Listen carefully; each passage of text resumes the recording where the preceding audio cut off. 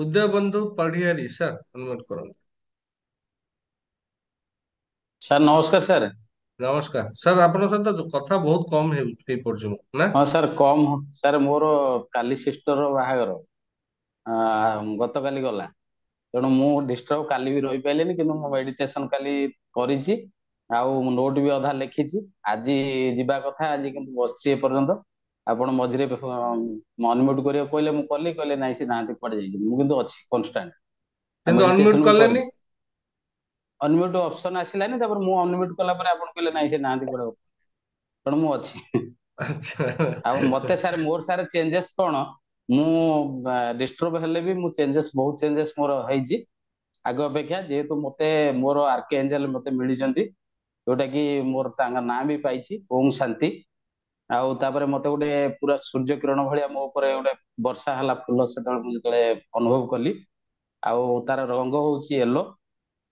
ମୁଁ ସେଟାକୁ କାଲି ସେଟାକୁ କରିଥିଲି।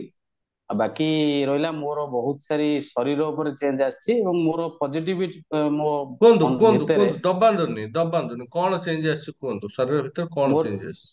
ମୋର ଶରୀର ଭିତରେ ଚେଞ୍ଜ କଣ ସାର୍, ପ୍ରତ୍ୟେକ ଦିନ ମୋର ଗୋଟେ ଶରୀରର ମାନେ ସମସ୍ତ ଡିଜିଜ ଭିତରେ ମୁଁ ଗତି କରୁଥିଲି। ମାନେ ଯୋଉଟା କି ଆପଣଙ୍କର ଲିଭର ଫଙ୍କସନ ଠିକ ନ କରିବା, ତାପରେ ମୋର ପ୍ରାୟ ସମୟ ବ୍ୟାକ୍ ସାଇଡ ଟା ପେନ୍ ହୁଏ, ମାଇଗ୍ରେ ପେନ୍ ହୁଏ, ତାପରେ ମୋର ଅଣ୍ଟା ଟା ବିନ୍ଧେ, ବହୁତ ସାରି ପ୍ରୋବ୍ଲେମ ଥିଲା। କିନ୍ତୁ 4 ଦିନ ଭିତରେ ମୁଁ ଦେଖୁଛି ମତେ ବହୁତ ରିଲାକ୍ସ ଲାଗୁଛି, ଏବଂ ମୁଁ ଯାହା ଇଚ୍ଛା କରୁଛି ମୋର ସେଟା ସାଙ୍ଗେ ସାଙ୍ଗେ ହଉଛି। ମୁଁ ନିଜ ଭିତରେ ଯେମିତି ମୁଁ କ୍ଲାସରେ ନ ରହି ପାଇଲେ ବି, ଡିଷ୍ଟର୍ବ ହେଲେ ବି, ମୁଁ କିନ୍ତୁ ମୋ ନିଜ ଭିତରେ ସେଟାକୁ ଫିଲ୍ କରୁଛି, ଏବଂ ମୁଁ ତାକୁ ସକାଳେ ସେଟାକୁ କରିଦଉଛି, କାରଣ ସମୟ ପାଉନି।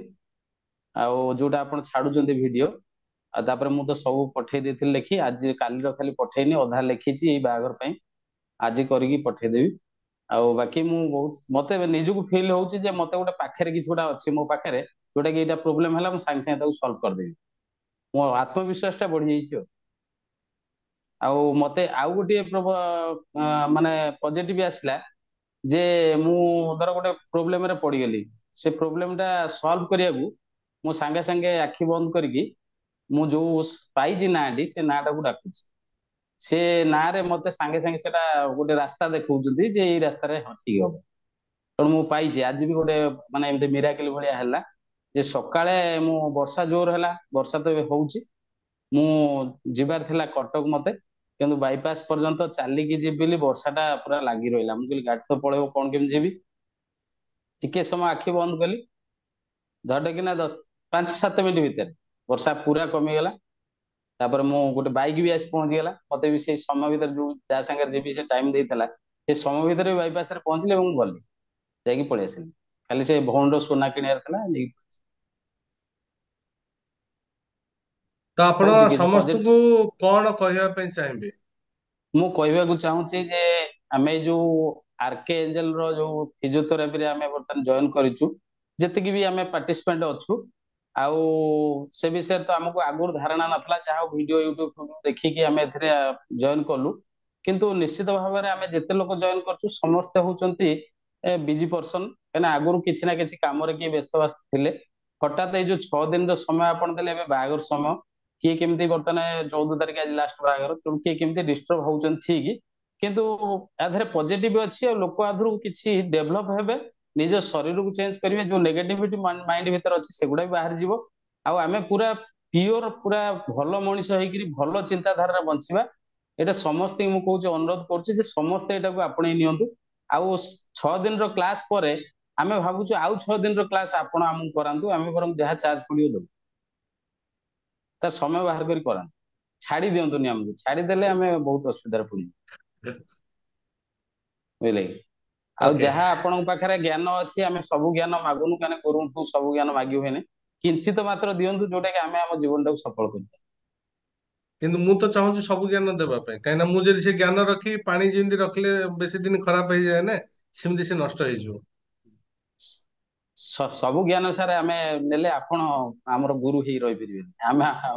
ଆମେ ଚାହୁଁଛୁ ନା ଆପଣ ସେଟା ସବୁଦିନ ସେଟା ପାଇଁ ରଙ୍ଗ ଆମର। କହିଲେ, ସେଟା ରଙ୍ଗ କହିଲେ। ଦେଖନ୍ତୁ ହୁଁ, ଟିଚର ଗୋଟେ ଥିବ, ସେ ସାଇଣ୍ଟିଷ୍ଟ ହେଇପାରିବନି। କିନ୍ତୁ ଟିଚର ଆଜ୍ଞା। ଯାହାକୁ ପାଠ ପଢେଇଥିବ ସେ ସାଇଣ୍ଟିଷ୍ଟ ହେଇଯିବ। ନାଇଁ ସେଟା ତ ଠିକ ସାର୍, ଗୁରୁଠୁ ସେଟା ଆଶା କରାଯାଏନି, ଗୁରୁଠୁ ଏତିକି ଆଶା କରାଯାଏ ତାଙ୍କର ଆଶୀର୍ବାଦ ଟା ରହୁ, ଆମେ ଆଗକୁ ନାଇଁ ମୁଁ ପଳେଇବୁ। ମୋର ଚିନ୍ତାଧାରା ଅଲଗା। ମୁଁ ଛୋଟବେଳୁ ହିଁ ମୋର ଚିନ୍ତାଧାରା ଅଲଗା। ମୁଁ ସବୁବେଳେ ଲୋକଙ୍କ ସେବାରେ ରୁହେ, ଲୋକଙ୍କୁ ହେଲ୍ପ କରିବା ପ୍ରକ୍ରିୟାରେ ବିଜନେସ କଲା ହେଲେ ବି ମୋର ଥାଏ ଲୋକଙ୍କ ଉପରେ ଗୋଟେ ଅଗାଢ ବିଶ୍ୱାସ ଥାଏ। ଲୋକଙ୍କୁ ହେଲ୍ପ କଲେ ଯେ ତାଙ୍କ ମୁହଁରେ ଯେତେବେଳେ ହସ ବାହାରେ ନା, ସେ ହସଟା ମୋର ସବୁବେଳେ ଦରକାର ପଡେ। ଆଉ ଆଜ୍ଞା ସେ ଆଜ୍ଞା ହସଟା ହିଁ ମତେ ବୁଷ୍ଟ କରେ ସବୁବେଳେ। ଆଜ୍ଞା ବୁଝିଲେ କି? ତେଣୁକରି ଆଜ୍ଞା ଯୋଉ ଲାଇନ ରେ ଥିଲି ମତେ ସାଟିସ୍ଫାକ୍ସନ ଲାଗୁନଥିଲା। ମୁଁ ଯେତିକି ଲୋକକୁ ଦଉଥିଲି ହସ ମୁହଁରେ, ଆଜ୍ଞା ସେତିକି ମୋ ପାଇଁ ଯଥେଷ୍ଟ ନଥିଲା। ତେଣୁ ସେ ରାସ୍ତା ଆଜ୍ଞା ଖୋଜି ଖୋଜି ମୁଁ ଏଠି ଆସିକି ବସିଛି। ଆଜ୍ଞା। ଆଉ ନାଇଁ ମୁଁ ଯେତେବେଳେ ବି ସାର୍ ଏକାଥରେ ସେଇଭଳି। 100 150 ଲୋକ ମାସକୁ ମୋ ସାମ୍ନାକୁ ଆସୁଛନ୍ତି ବସୁଛନ୍ତି, ନିହାତି ଆଜ୍ଞା ଦେଖନ୍ତୁ, ସମସ୍ତେ ସାଇଣ୍ଟିଷ୍ଟ ହେବେନି। ପାଠ ସ୍କୁଲରେ ଯଦି ଆଜ୍ଞା ପଢୁଛନ୍ତି ସମସ୍ତେ ହେବେନି। କିଏ ସାଇଣ୍ଟିଷ୍ଟ ହବ, କିଏ ଇଞ୍ଜିନିୟର ହବ, କିଏ ଡକ୍ଟର୍ସ ହବ, କିଏ ଟିଚର୍ସ ହବ। ଆଜ୍ଞା ଯାହାର ଯୋଉ ଚିନ୍ତାଧାରା ସେ ଲେବଲ ପର୍ଯ୍ୟନ୍ତ ଯିବ। ହଁ, କିନ୍ତୁ ଆଜ୍ଞା ପରିବର୍ତ୍ତନ ତ ହବ। ମୁଁ ଏଠି ଛଅ ନିଶ୍ଚିତ। ଦିନ ପ୍ରକ୍ରିୟାରେ ପୁରା ସମସ୍ତଙ୍କୁ ପଜିଟିଭ କରିଦଉଛି। ମୋ ପାଠରେ ଆଜି ଯାଏଁ ଆଜ୍ଞା ଦେଖିଲେଣି କୋଉଠି ଗୋଟେ ନେଗେଟିଭ ଜିନିଷ? ନାଇଁ ସାର୍ ନେଗେଟିଭ ନାହିଁ। ଏଠି ନେଗେଟିଭ ର ସ୍ଥାନ ହିଁ ନାହିଁ। ଆଜି ଆହୁରି ଦେଖିବେ, ଆଜିର ଯୋଉ ପାଠ, ଆଜିର ଆହୁରି ଦେଖିବେ ବହୁତ ଜିନିଷ। ଆପଣ ତାକୁ ଯଦି ଖାଲି ବ୍ୟବହାର କରିବେ ନା, ଦେଖିବେ ଆପଣଙ୍କର ଆଜ୍ଞା ଶତ୍ରୁ ଦୁନିଆରେ କେହି ରହିବନି। ଆଜ୍ଞା କିଏ ଆପଣଙ୍କୁ ଗାଳି ପଦେ ବି କରିବନି। ଆଜ୍ଞା ଓକେ। ଆଉ ଆପଣ କହୁଛନ୍ତି ଯେ 6 ଦିନ ପରେ ଛାଡନ୍ତୁନି, ମୋର ଛାଡିବାର ନାହିଁ। ଛାଡି ପାରିବେ ଯଦି ଆଜ୍ଞା ଆପଣ ଛାଡିବେ, ମୋର ଛାଡିବାର ନାହିଁ। ଓକେ। ଆଜ୍ଞା କାହିଁକି ନା ୟା ଆଜ୍ଞା ପରେ ଗୋଟେ ଅଛି ହିଲିଂ ଥେରାପି, ଆଜ୍ଞା ଯୋଉଟା କି ମୁଁ ଆପଣଙ୍କୁ ଡେ 6 ରେ କହିବି। ହିଲିଂ ଥେରାପି ମାଧ୍ୟମରେ ଏଞ୍ଜେଲଙ୍କର ଯୋଉ ଡିଭାଇନ ପାୱାର ମାଧ୍ୟମରେ ଆମେ କେତେ ବଡ ବଡ କାମ କରିପାରିବା। ଆଜ୍ଞା ପିଓର ଏନର୍ଜିରେ ଆମେ କେମିତି ଲୋକଙ୍କୁ ହେଲ୍ପ କରିପାରିବା, ସେଇ ହୁଁ ଏନର୍ଜି ମାଧ୍ୟମରେ କେମିତି ଆମକୁ ଉପର ଲେଭେଲକୁ ଆହୁରି ନେଇପାରିବା। ଡେ 6 ରେ ସେଇଟା ମୁଁ କହିବି। ଆଜ୍ଞା ଓକେ। ଆଉ ଆପଣ ନେକ୍ସଟ ଲେଭେଲକୁ ଯଦି ପଳେଇ ଯାଉଛନ୍ତି, ଆପଣ ପୁରା, ମୁଁ ସବୁ ସପ୍ତାହରେ ସବୁ 15 ଦିନ ଥରେ ଗୋଟେ ଗୋଟେ କ୍ଲାସ ରହିବ, ସପୋର୍ଟିଂ କ୍ଲାସ। ଯାହା ବି ମୋ ପାଖରେ ଜ୍ଞାନ ଅଛି ସବୁବେଳେ ମୁଁ ଚେଷ୍ଟା କରି ଆପଣଙ୍କ ସହିତ ସେୟାର କରିବା ପାଇଁ, କାହିଁକିନା ରଖି ରଖି ସେ ନଷ୍ଟ ହେଇଯିବ। ଓକେ। ଆଜ୍ଞା ସାର୍ ତେଣୁକରି ମୁଁ ଆଜ୍ଞା ସମସ୍ତଙ୍କୁ ଅନୁରୋଧ କରିବି, ପଇସା ସମସ୍ତଙ୍କ ପାଇଁ ଚ୍ୟାଲେଞ୍ଜେସ୍, ନୋ ଡାଉଟ। ଓକେ। ଆଜ୍ଞା କିନ୍ତୁ ଆମ ଭିତରେ ପରିବର୍ତ୍ତନ ଦରକାର। ଯଦି ଟିକେ କୋଉଠି ଖର୍ଚ୍ଚ କରିବାକୁ ପଡୁଛି, କରିବାକୁ ପଡିବ। ନିଶ୍ଚିତ ସାର୍।